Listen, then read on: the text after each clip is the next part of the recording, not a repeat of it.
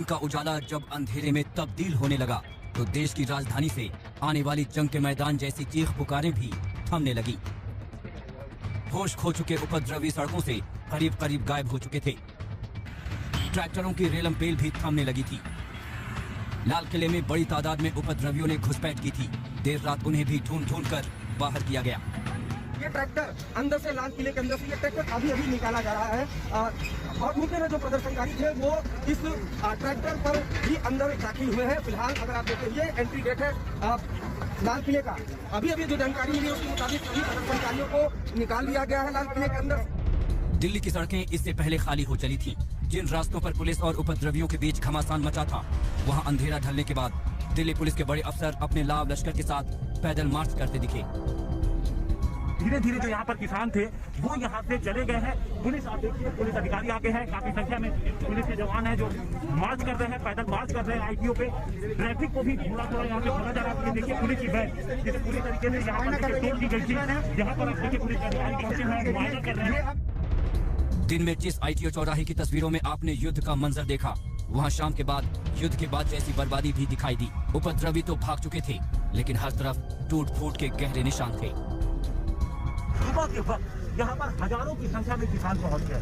Police और किसान आमने सामने हो गए। काफी सरकारी संपत्ति को नुकसान पहुँचाया गया। बीटीसी बस को पूरी तरीके से तोड़ दिया गया और पूरे दिन यहाँ पर किसान बैठे रहे। लेकिन अब शाम के 6 बजे आप देख सकते हैं धीरे धीरे जो किसानों की संख्या है वो काफी कम हो गई है। किसान धीरे धीरे करके यहाँ पे चले गए हैं। दिन भर चली भिड़ंत और उपद्रवियों के हमले में दिल्ली पुलिस की 86 पुलिसकर्मी जख्मी हुए हैं। इनमें से एक पुलिसकर्मी को ज्यादा चोट आई है। उसकी हालत गंभीर बताई जा रही है। उपद्रवियों ने 8 बसों और 17 अन्य वाहनों को नुकसान पहुंचाया है। हिंसा की सबसे ज्यादा घटनाएं मुकरबा चौक, गाजीपुर, आईटीओ, सीमापुर नागलोई और लाल किले में हुई। पुलिस ने हिंसा के मामलों में अभी तक 12 FIR दर्ज की हैं। लाल किले समेत सभी संवेदनशील जगहों पर भारी तादाद में अर्धसैनिक बल तैनात कर दिए गए हैं।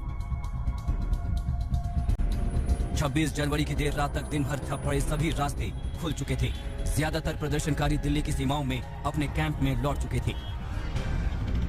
किसानों का जो जत्था था, जो कि बहुत सारे ट्रैक्टर इस जीटी करनाल रोड से होते हुए सिंघू बॉर्डर पहुंच चुके हैं। यहाँ से कुछ दूरी पर ही सिंघू बॉर्डर है और यहीं से ट्रैक्टरों का जत्था आगे बढ़ा था जो लाल किले तक पहुंचा था। आधी रात को अब सड़कों पर सन्नाटा है। हालांकि ट्रैक्टर की संख्या इतनी ज्यादा थी कि रह के अभी भी जो ट्रैक्टर उनकी आवाज हम सुन पाते हैं, उनका जो म्यूजिक सिस्टम उससे पहचान में आती है। आगे झंडे हैं, वो लगातार करते हुए सिंघू बॉर्डर की ओर जा रहे हैं। सूत्रों के मुताबिक अपने अपने कैंपों में लौटे प्रदर्शनकारी नेताओं की देर रात तक बैठकें चलती रहीं। 26 जनवरी को शर्मनाक मंथन में लगे रहे कि आज देश के सामने कैसे खुद को पाक साफ साबित किया जाए और सारा दोष साजिशों पर मढ़ दिया जाए।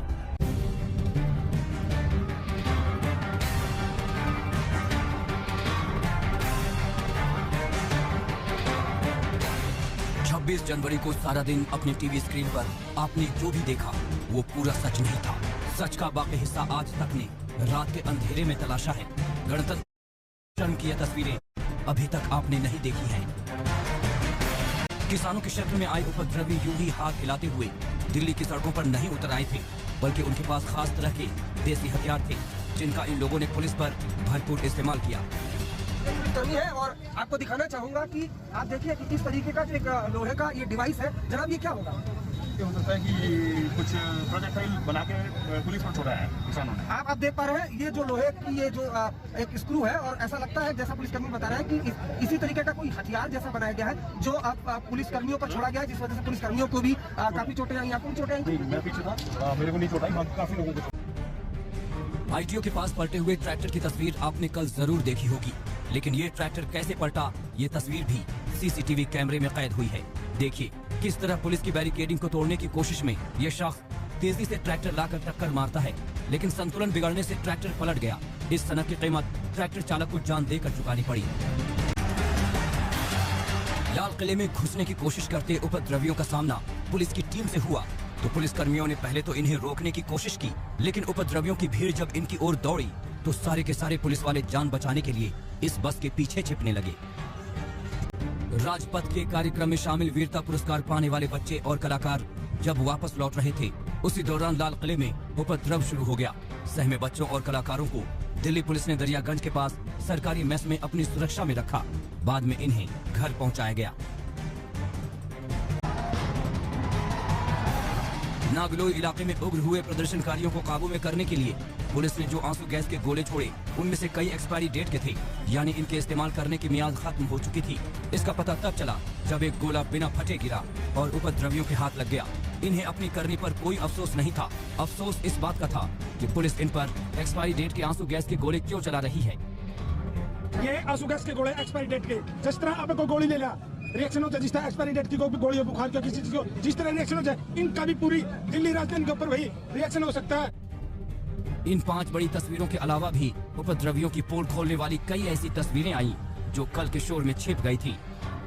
केड़ी पेड़ रही सरकार अपना ले आइयो, झंडा झुंडा भी लगाना, लाठी गोती भी साथ लागियो अपनी झंडा लगाने के लिए समझ जाइयो सारी बात, ठीक है। झंडा लगागा, तिरंगा भी झंडा वैसा भी लगा दियो उस पर। और आ जाओ, बस अब बहुत बोल लिया, अब आ जाओ जमीन बचाने के लिए, आ जाओ, अपनी जमीन नहीं बच